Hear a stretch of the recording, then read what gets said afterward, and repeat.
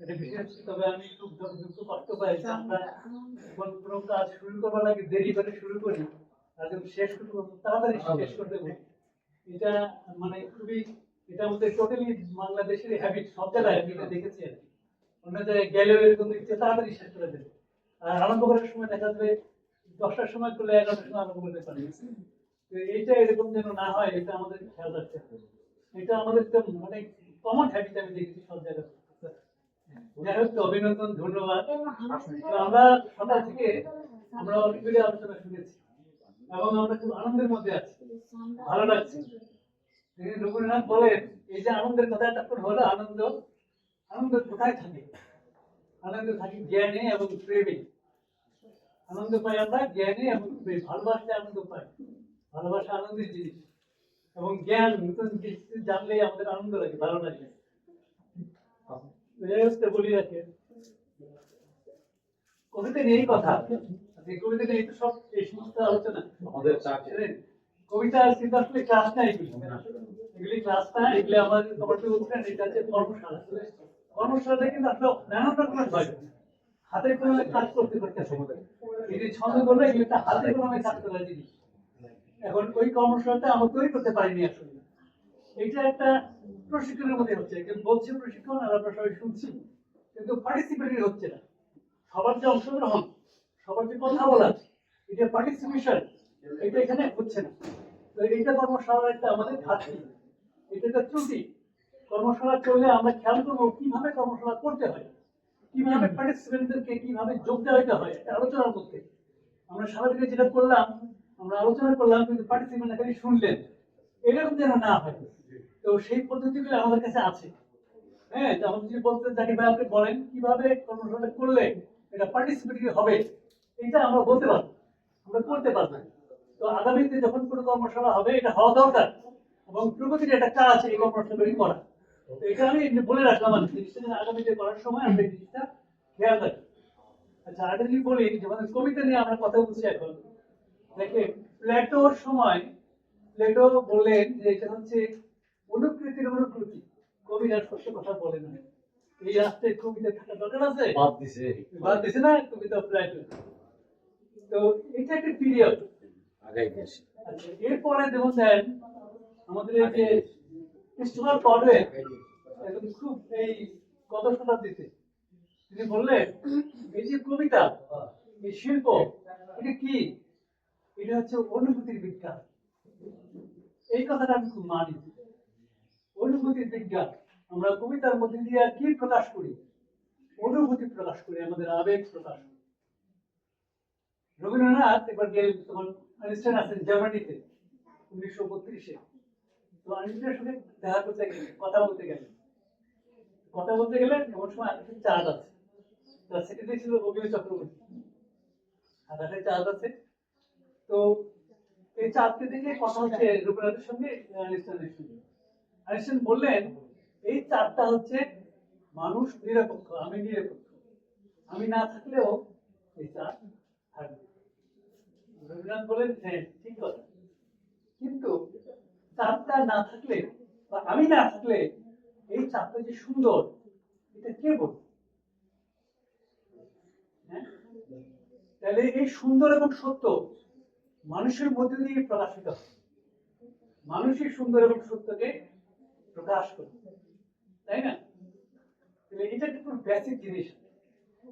আরেকটা জিনিস আমি খুব সংক্ষেপে একটা কথা বলবো, এটা হচ্ছে এই আমরা যেইভাবে কথাটা বলতে চাই, আমরা কিভাবে ভাবতে চাই এই এই এই এই সমস্ত যে সৃষ্টিকর্ম, কবিতা বলি, গান বলি, নাটক বলি, এই সংস্কৃতি চর্চা বলি। আচ্ছা, আমার বলে 20 মিনিট সময়, আমি দেখা রাখি কয়টা শুরু করলাম। 5 মিনিট, 5 মিনিট কি? আচ্ছা, দেখা রাখি, ওখানে দেখবো আর কি 20 মিনিট থেকে 5 মিনিট বেশি হইতে পারে। হ্যাঁ, তো সেটা হচ্ছে যে আমরা এই যে মানুষেরা আমাদের তো কতগুলি মৌলিক জিনিস আছে, যে আমরা বাঁচতে হবে, আমাদের বেঁচে থাকতে হবে। আমাদের খাদ্য লাগে, অন্ন লাগে, বস্ত্র লাগে, হ্যাঁ, এগুলি বেসিক জিনিস। এটা আমরা এই এই যে বিল্ডিং সব তৈরি করেছি, এটা বস্তুগত সৃষ্টি, ম্যাটেরিয়াল ক্রিয়েশন। বস্তুগত সৃষ্টি। আর এই যে আমরা গান গাই, কবিতা লিখেছি, আমরা নাটক করি, আমরা সিনেমা করি, এই করি সেই করি, এটা হচ্ছে আমাদের ভাব জগৎ। তাহলে আমাদের সম্পদ দুই রকমের, একটা বস্তু সম্পদ আর একটা হচ্ছে ভাব সম্পদ। আমাদের ফাইটটা এরকম, মানব জাতির দুটো জিনিসে ফাইট করে। হ্যাঁ, একটা ব্যাটল ফর ফুড, নাহলে আমরা বাঁচবো না। আর ব্যাটল ফর সেক্স, আমরা যে জেনারেশন তৈরি করতে চাই, ওইটা আমরা তৈরি করতে চাই। এটা প্রাকৃতিক ভাবে এটা আমাদের, এটা আমাদের মৌলিক সংগ্রাম জীবনে। এই সংগ্রামগুলি মৌলিক, এগুলি না হলে আমাদের হবে না, বাঁচা যাবে না। তো আমরা এই যে কবিতার কথা বলা হলো, সারাদিন ধরে আমরা বললাম, আমরা গানের কথা বললাম, নাটকের কথা বললাম। তো এগুলি কি? এগুলি আমাদের ভাব সম্পদ। এইটা না তৈরি করে কি আমরা আজকে এই সভ্যতায় আসতে পারতাম? তাহলে এই বস্তু সম্পদের সঙ্গে ভাব সম্পদ খুব ডাইরেক্টলি রিলেটেড, সম্পর্কিত। একটাকে বলি আমরা ম্যাটেরিয়াল বেস, হ্যাঁ, বস্তু একটা বলি আমরা এটাকে সুপার স্ট্রাকচার। তো মূল ভিত্তি, আমাদের জীবনের মূল ভিত্তি, এটা হচ্ছে সুপার স্ট্রাকচার।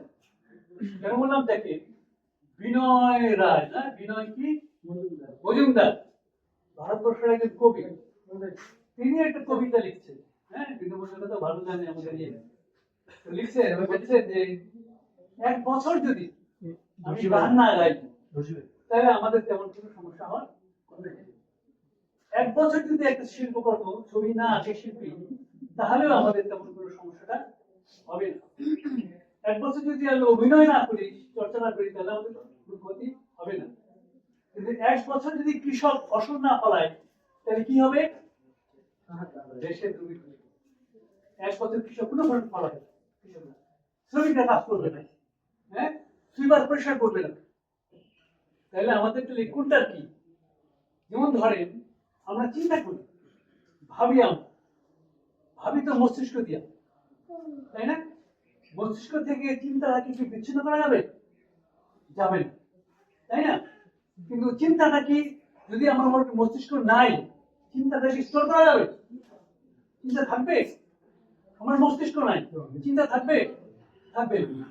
তাহলে প্রথমেই আমরা বুঝতে হবে, আমরা যখন শিল্প সাহিত্যকে বুঝতে চাই, হ্যাঁ, বুঝতে হবে যে আমাদের প্রথম হচ্ছে ম্যাটেরিয়াল বেস থাকতে হবে। ম্যাটেরিয়াল বেসকে কেন্দ্র করে আমাদের এই চিন্তা জগৎ, আমাদের ভাবনা জগৎ, এই জগৎটা এখন তৈরি হচ্ছে। এটা হচ্ছে আমি কিভাবে ভাববো এটা। আমরা এই যে কবিতার আপনারা কি বিবর্তন দেখলেন, তার বদল দেখলেন, এগুলি নিয়ে আসলে অনেক বড় কথা। এরা 15-20 মিনিটে শেষ করা যাবে না, অন্তত মিনিমাম এটারও 1.5 ঘন্টা সময় লাগবে এই কথাটা বলতে। তো সেইটা আমি বলছি।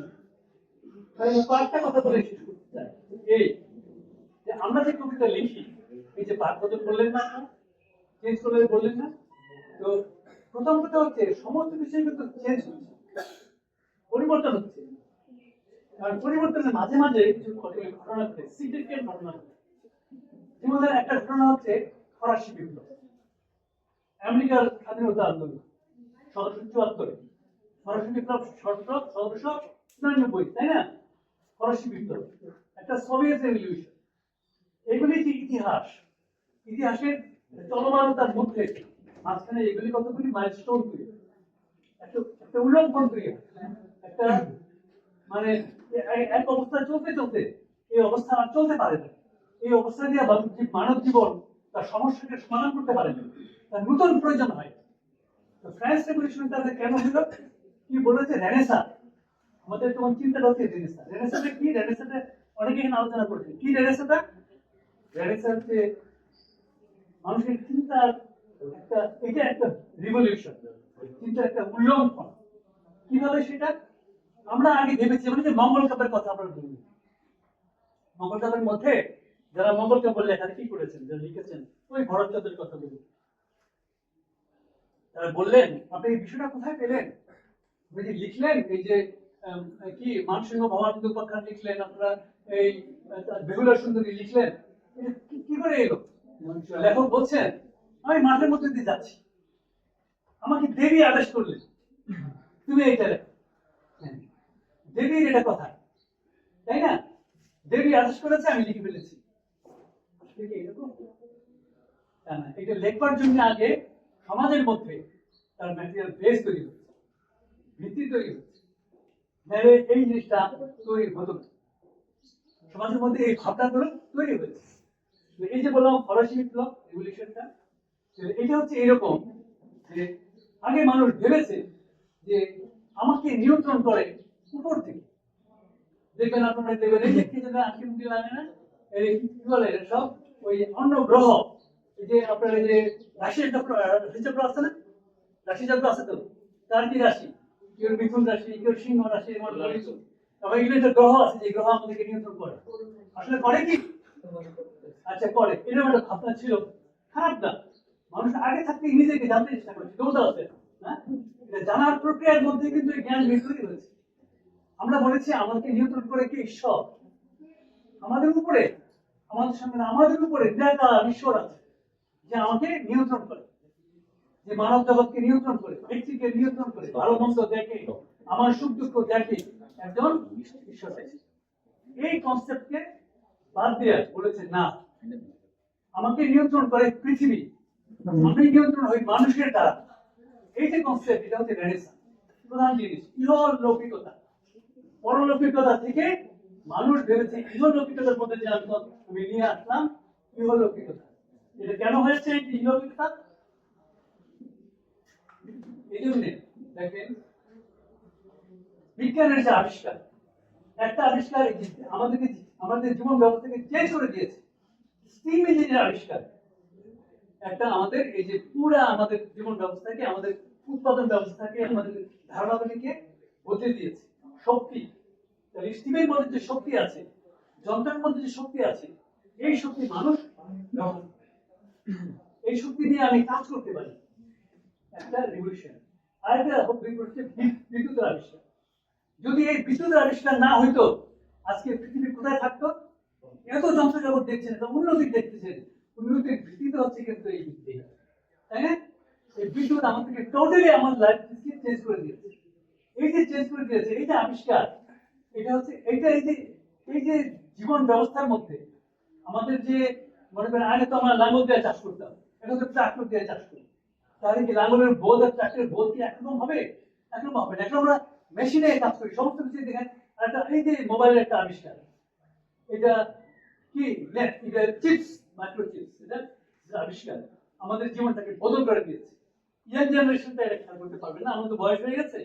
যেমন আমি একটা এক্সাম্পল দিই, আমরা আমরা যখন আপনাদের মধ্যে ছোট ছোট, হ্যাঁ, আমরা মিলে গেছি, আমরা দেখছি মিলে পাঠ করে, পাঠকলের মধ্যে পাটের গাইড সাংরারা এরকম 5 মিনিট না 5 মিনিট গাইড তিনজনে মিলে এর উপরে নিয়ে যাচ্ছে। এখন কি এটা আছে? এখন কি আছে? কনভেয়ার বেল্ট, কিচ্ছু লাগে না, বেল্ট নিয়ে চলে যাচ্ছে অটোমেটিক, সমুদ্রের মধ্যে চলে যাচ্ছে, চলে যাচ্ছে।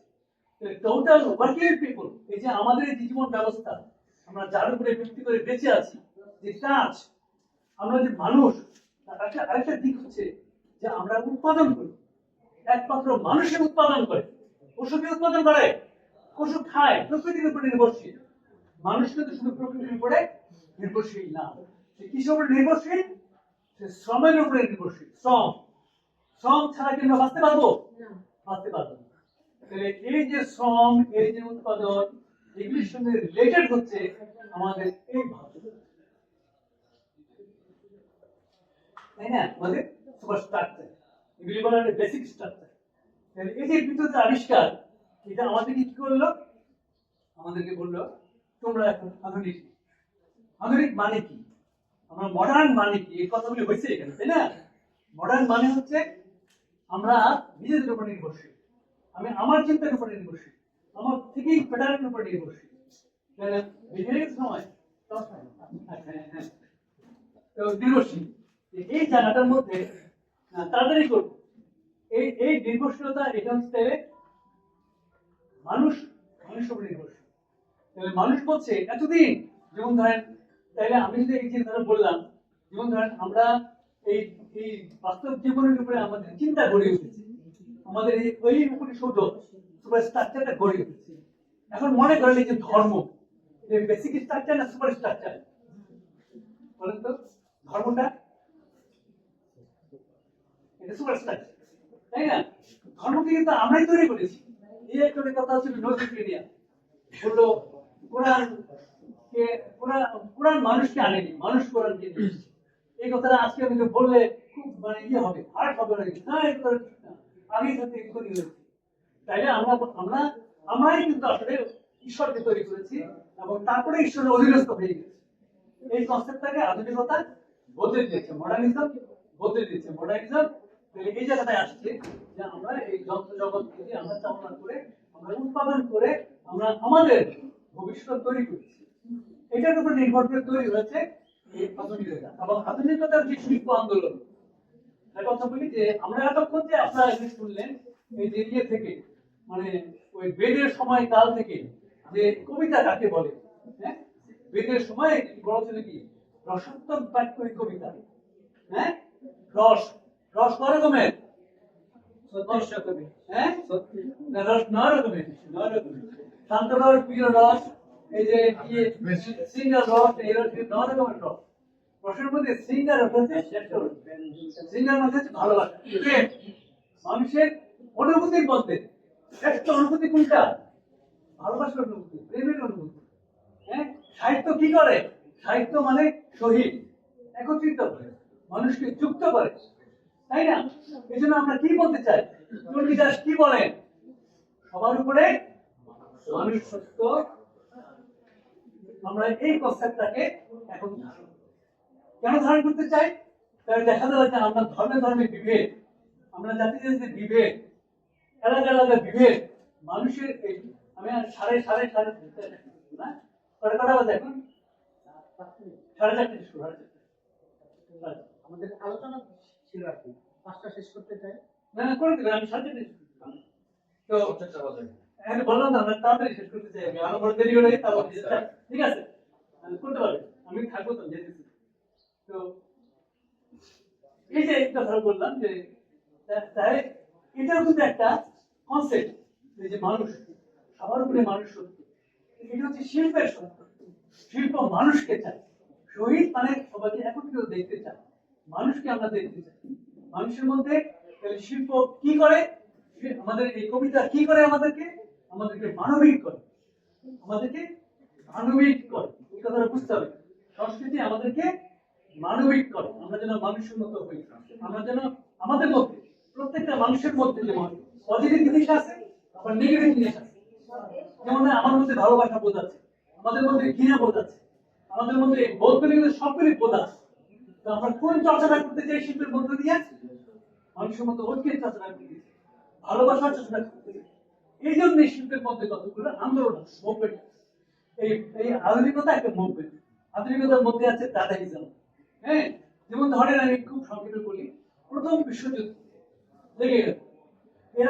এর আগে কিন্তু এই যে আর্ট ফর আর্টসে শিল্পের জন্য শিল্প এই কনসেপ্টটা ছিল যে আমি আঁকি আমার মন থেকে আঁকি। সবাই বলে আমি বোধহয় মন থেকে সব, আমি আসলে সবকিছু মন থেকে করে জানি। আমি আমার মনের মধ্যে বাইরের জিনিস ইন্দ্রিয়ের মাধ্যমে, আমাদের কটা ইন্দ্রিয়? ইন্দ্রিয়ের মধ্যে বাইরে থেকে আমি সব গ্রহণ করি, এই গ্রহণের মনের মধ্যে বোল্ড করি, তারপরে এটা প্রকাশ করি শিল্প হিসেবে। খালি খালি মন দিয়েই সবকিছু হয়ে যাচ্ছে তা না। বহির্জগৎ না থাকলে অন্তর্জগতে থাকবে না। বহির্জগৎ থেকে এবং অন্তর্জগৎ তৈরি হয়। অন্তর্জগৎ থেকে আমি যখন বের করে নিয়ে আসি তখনই কবিতার তৈরি হয়, শিল্পের তৈরি হয়। এগুলি মুভমেন্ট কেন? ওই যে ম্যাটেরিয়াল বেস চেঞ্জ হলে এটা বদলে যায়, কনসেপ্টগুলি বদলে, ধারণাগুলি বদলে যায়। যেমন প্রথম বিশ্বযুদ্ধের পরে এই যে বিশ্বযুদ্ধ লেগে গেল, তো এক ধরনের হতাশা তৈরি হয়ে গেছে। মানে মানুষের মধ্যে যে মূল্যবোধ তৈরি হয়েছিল এই ফ্রান্স রেভলিউশনের মধ্য দিয়ে, যে মূল্যবোধ তৈরি হয়েছিল এই মূল্যবোধটা নষ্ট হয়ে গেল, ধ্বংস হয়ে গেল। তখন এই ইউরোপ থেকে ওই সুইজারল্যান্ড থেকে সব জমা হলো শিল্পীরা, কবিরা, সাহিত্যিকরা। হ্যাঁ যে কথা বলছিল ওই যে সুরর লিলিস কবি, যেমন হ্যাঁ তার কথা যেন ব্রেড আদ্রে ব্রেড এবং ছবি আঁকে মুচওয়ালা না পিকাসো দালি হ্যাঁ সুরর লিলিস কবি পিকাসো তো কিউবিস্ট, হ্যাঁ কিউবিস্ট। এরা গিয়ে ওখানে জমা হয়। আবার দালি কিন্তু ইয়ের পক্ষে ছিল, হিটলারের পক্ষে ছিল তখন। দালি এত বড় জিনিস। আবার পিকাসো ছিল না, পিকাসো উল্টা ছিল। যাই হোক, তো এটা ওই সময় তাহলে এই দাদাইজম গুলি তৈরি হয়, এই সুররিজম তৈরি হয়। সুররিস্ট কারা? বাংলায় যেমন আমরা তো ইয়ের কথা বললাম, জীবন দশা করতে পারলাম না। এখানে কে বলুন তো বাংলাদেশে বাংলাদেশের লিস্ট কবি তার নামটা কোথায়? জীবনানন্দ আব্দুল বাংলাদেশ সৈয়দ। মানাসে মানাসে লিস্ট কবি মারা গেছে তিনি না এখানে খুবই খুবই প্রমিনেন্ট কবি আরো ভালো আমরা সবাই স্টুডেন্ট, এই যে আমরা যারা আছি।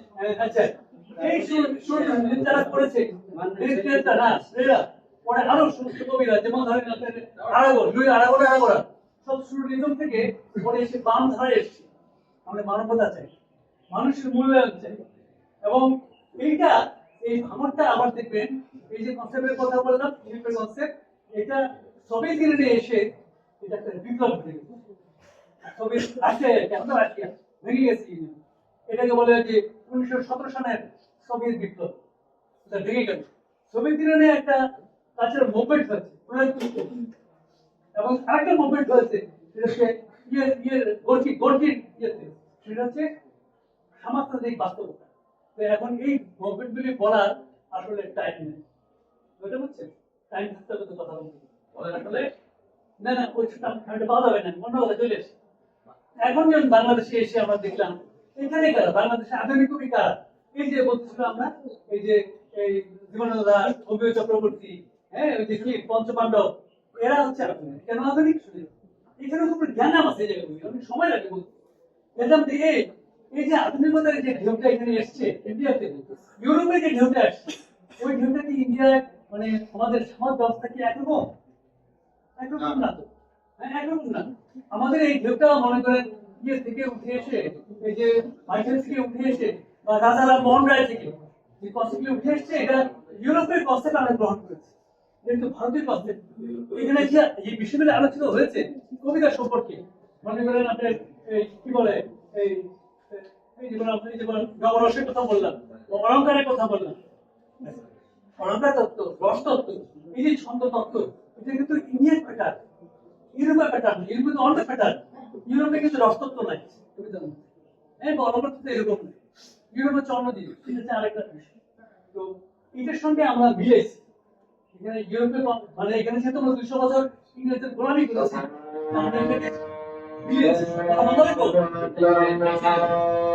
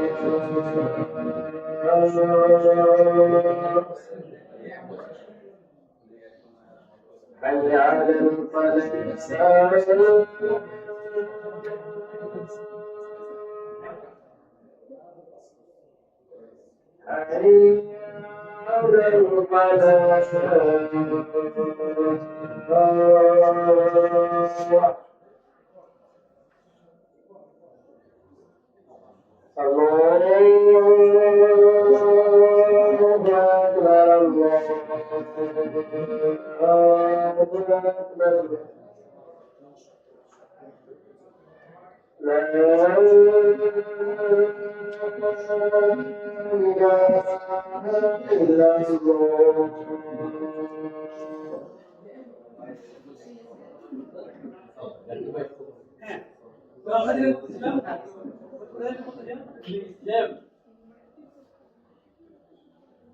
রবীন্দ্রনাথকে বলা হচ্ছে রোমান্টিক যুগের কবি। সাংস্কৃতিক আন্দোলন নিয়ে বলছিলেন। হ্যাঁ রবীন্দ্রনাথ রোমান্টিক চেষ্টা করছে রোমান্টিক রবীন্দ্রনাথ নিশ্চয়ই রোমান্টিক মানে কিন্তু রোমান্টিক বাস্তবাদী রবীন্দ্রনাথ কি সাংস্কৃতিক আন্দোলনে ছিলেন? সাংস্কৃতিক আন্দোলনে বড় কথা শোনেন আপনি আজকে যে গান শুনেন না এই যে গান শুনেন গানটা ছিল সুর প্রধান এটা বাণী প্রধান করেছেন রবীন্দ্রনাথ 5 জন গানের উদ্যোক্তা রবীন্দ্রনাথ নজরুল কি ওই যে ইয়ে রজনীকান্ত অতুল প্রসাদ ডিএলআর হ্যাঁ হ্যাঁ ডিএলআর ডিএলআর 5 জনের মধ্যে রবীন্দ্রনাথ হচ্ছে 1 নম্বর আজকে যে আপনি এই যে আমরা আলোচনা করতেছিলেন আমরা শোক সভা করি জন্মদিন করি বিলি করি না অনুষ্ঠানগুলি কে করেছে আমরা পয়লা বৈশাখ করি আমরা বসন্ত উৎসব করি আমরা এগুলি এই যে অসাম্প্রদায়িক যে উৎসব এগুলি কে তৈরি করেছে রবীন্দ্রনাথ রবীন্দ্রনাথ রবীন্দ্রনাথকে না জানলে আমরা বাংলাকে জানবো না ভারতবর্ষকে জানবো না রবীন্দ্রনাথ হচ্ছে আনপ্যারালাল পৃথিবীতে এইরকম আর দুইটা ব্যক্তি নাই রবীন্দ্রনাথের মতন এরকম প্রতিভাবান যা সেটা যাচ্ছিল তো এখন এই যে পঞ্চমানের কথা বললাম তাহলে এটা হচ্ছে ইউরোপীয় যে রেনেসাঁ এবং এই যে আধুনিকতা এটা আধুনিকতা কি তাহলে পঞ্চমানের কি নিয়ে কবিতা লিখেছে আর ঈশ্বর নিয়ে কবিতা লেখে মানুষের সুখ দুঃখ বেদনা এটা তাদের কাছে আবার এটা পশ্চিম বাংলায় আরেকটা আন্দোলন হয়েছিল 60-এর দশক এটাকে হাঙ্গরি জেনারেশন এটা কে করেছে কৈলাসের ওই যে ওই মনের রাজা করেছে মনের রাজা এটা উপরে সরে গেছে পরে ভয় পেয়েছে পুলিশের উপর সব ভয় পায়নি তারা বলেছে কবিতা এই হচ্ছে আমার ধর্ম তাইলে এই ধর্মের একটা বদল হয়ে গেছে আমরা মানুষের জায়গায় চলে এসেছি আচ্ছা কি বাদ দিলাম ব্যাখ্যা যাবো সময় তো নাই আমি একটা কথা বলি বাংলাদেশে কবিতার প্যাটার্ন কিন্তু যেমন আমাদের ভাষা আন্দোলন এটা ভাষা আন্দোলন আচ্ছা আরেকটা একটা কথা বলি যেমন নজরুল ধরে তখন ব্রিটিশ বিরুদ্ধে আন্দোলন হচ্ছে না কবিতার মধ্যে রাজনীতির যে প্রবেশ এর আগে কবিতা ছিল কি সমাজ প্রধান ছিল সমাজ প্রেম বোধ সমাজ বোধ কবিতা বলি উপন্যাসে বলি তারা সংগ্রহ বলি ষড়যন্ত্র বলি সোসাইটি কিন্তু এটার মধ্যে রাষ্ট্র চলে এসছে রাজনীতি চলে আসছে তার মধ্যে দিয়ে নজরুল প্রথম রাজনীতিকে শিল্পায়িত রাজনৈতিক বোধ দেশত্ব বোধ দেশ আন্দোলন সামাজিক বিরোধিতা অন্যায়ের বিরোধিতা নজরুল হ্যাঁ তারপরে এই ধারাবাহিকতায় যে এসছে তারা এই যে সুকান্ত বাংলাদেশে কে সোমেনচন্দ্র এই সোমেনচন্দ্র আমরা ওল্ড করি প্রগতি লেখক সোমেনচন্দ্রের ওল্ড করি বাড়ি ঢাকায় এবার এখানে 1942 সালে প্রগতি লেখক প্রথম প্রতিষ্ঠা পায় সোমেনচন্দ্রের এখানে সোমেনচন্দ্র ছিল এসএস সেক্রেটারি আর এর তখন সেক্রেটারি ছিল ওই যে রণের দাস হ্যাঁ আর সোমেনচন্দ্রকে গড়ে তুলেছেন এখানে একজন লোক সতীশ পাকরাশি এই যে আপনাদের এখানকার লোক মাধবদীর লোক সতীশ পাকরাশি হ্যাঁ আন্দামান দ্বীপ যেখানে নির্বাচন হয়ে গিয়েছিল খুবই খুবই খুবই তারা এসে সোমেনচন্দ্রের গড়ে তুলেছে তাহলে আমার একটা প্যাটার্ন দেখবো যে আমাদের ভাষা আন্দোলনের মধ্যে কি হয়েছে আমরা যখন ব্রিটিশ আমলে দেখবো নজরুলের সময় দেখবো সুকান্তের সময় দেখবো তারা কি দিয়ে কবিতা লিখেছেন তারা এই যে গরিব মানুষের ভিতরে যে শোষণ এই নিপীড়ন যে অন্যায় এটা হচ্ছে কবিতা সুকান্তের কবিতা গুলি পড়বেন একটা মুভমেন্ট নজরুলের কবিতা একটা মুভমেন্ট নজরুলের সঙ্গে ওই সময় যারা ছিলেন তারা মিলে কিন্তু নজরুলকে আমরা বেশি চর্চা করছি কারণ কি নজরুলের সঙ্গে আমাদের আন্দোলনটা আমাদের জীবন বোধের আন্দোলনটা মিলে এই একটা মুভমেন্ট হাঙ্গরি জেনারেশন একটা মুভমেন্ট হ্যাঁ আরেকটা হচ্ছে আমাদের ভাষা আন্দোলন পশ্চিম বাংলা থেকে পশ্চিম বাংলার যে কবিতার আন্দোলন আমরা টোটালি ডিফারেন্ট হয়ে আসছি ভাষা আন্দোলনে আমাদের কি জাগ্রত হয়েছে জাতীয় চেতনা জাগ্রত আমরা যে বাঙালির যে আলাদা অস্তিত্ব আছে এই বিষয়টা এটা ভাষা আন্দোলন আমাদেরকে তৈরি করে দিয়েছে কদিন আগে কথা হচ্ছিল ঢাকায় 69-এর গণ অভ্যুত্থান সেখানে আমি বললাম হ্যাঁ এই 52 সন আমাদেরকে আমরা বাঙালি জাতি এই জাতীয় চেতনা আমাদেরকে এই ঢুকে দিয়েছে এবং কবিতার মাধ্যমে শামসুর রহমান বলি আমরা এই এখানকার আলাউদ্দিন আল আজাদ বলি বা এই যে আপনি যে কবিতাগুলি বললেন কবিতা পড়লেন ওই যে কবিতাগুলো সিকান্দার জাফরের কথা বললেন, সমস্ত হচ্ছে তারা কি এই জাতীয় চেতনা থেকে আমাদের কবিতা লেখা। এই কবিতার মধ্য দিয়ে আমরা আমাদের বাঙালি লাভ করেছি এবং এর মধ্য দিয়ে 69-এর যে গণ অভ্যুত্থান সেখানে যুক্ত হয়েছে আরেকটা factor। সেটা কি? সেটা হচ্ছে শ্রেণী চেতনা। কারণ তখন পৃথিবীতে কনসেপ্ট এসছে যে আমরা যারা আছি পৃথিবীতে তারা শোষক আর শোষিত। এই যে ইয়ের কথা বলেন, ওই প্রেমাংশ রাখতে চাই কি কার কে যেন? ইয়ে লেখা না, ওই যে এই যে কবিতা মানে হিরণময় হাতিয়ার, বাংলাদেশে এই যে আমাদের কবিতা, এই যে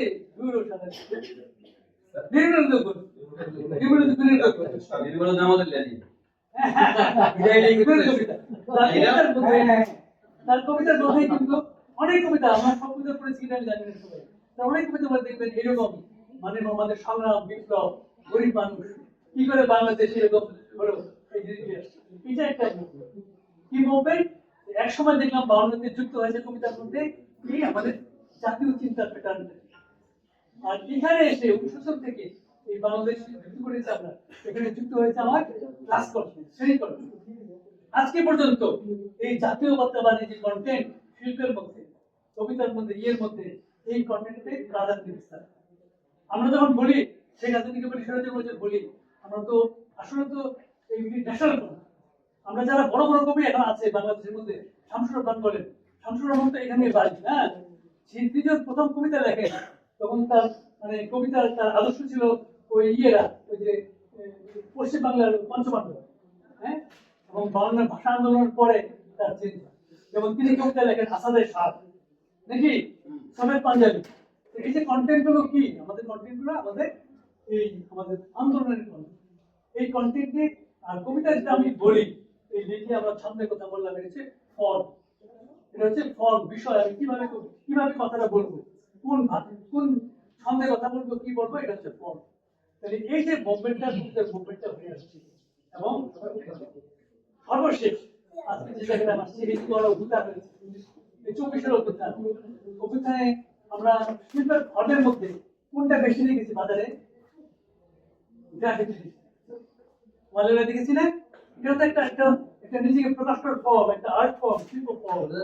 কবিতা লেখা হয় নাই? কবিতা লেখা হচ্ছে। এই যখন এরা বলে এদের মোটা আগের কবিতা, এখন যৌবনদার পিছলে যাবার তার শ্রেষ্ঠ সময়, যখন বলে এটা তো তখন লেখা হয়েছে কবিতাটা, এই কবিতাটা কি বিষয়ে লেখা হয়েছিল? এসব বিরুদ্ধে আন্দোলন। এখন যৌবনদার পিছলে যাবার তার শ্রেষ্ঠ সময়। না না এসব বিরোধী এটা 69 69 এর হ্যাঁ জি হেলালা বিজান হেলালা বিজান সব বিরোধী মনে করে হ্যাঁ না স্যার লেখা বাদ দিয়ে না 69 কোন অভ্যুত্থানের যে অবলম্বনই দেখা স্যার কিন্তু আর আগে লাগে এক কথা এই কবিতাটা আমরা ইতিহাস আচ্ছা ঠিক আছে, না না ঠিক আছে, ভুলে তো ভুলে হবে না, একটু আগে বলবেন এই গ্রাউন্ডে এইটা। তাহলে আমার কি, আমার তাহলে আমি যেটা বললাম যে তাহলে এই সমাজের মধ্যে নতুন ধারণা, নতুন কনসেপ্ট, নতুন ম্যাটেরিয়াল বেস তৈরি হয়েছে। প্রথমে যে বললাম যে ম্যাটেরিয়াল বেসের উপরে দাঁড়িয়ে থাকে আমাদের এই ভাবজগৎ, এবং এই ভাবজগৎ আমরা ভাবতে পারি বলে আবার ম্যাটেরিয়াল বেসকে আমরা চেঞ্জ করতে চাই, আমরা বলতে চাই, আমরা এই বলতে চাই। তাহলে ভাবজগৎ এবং ম্যাটেরিয়াল বেসগুলি করতে হবে যুক্ত, এই কবিতার আন্দোলনের যুক্ত, সাংস্কৃতিক প্রত্যেকটা আন্দোলনের। এই যে 24 আন্দোলনে যেভাবে লেখা হচ্ছে গ্রাফিতি, কবিতা লেখা হচ্ছে অনেকগুলি কবিতাগুলি দেখা যাবে লিটল ব্যাগের মধ্যে।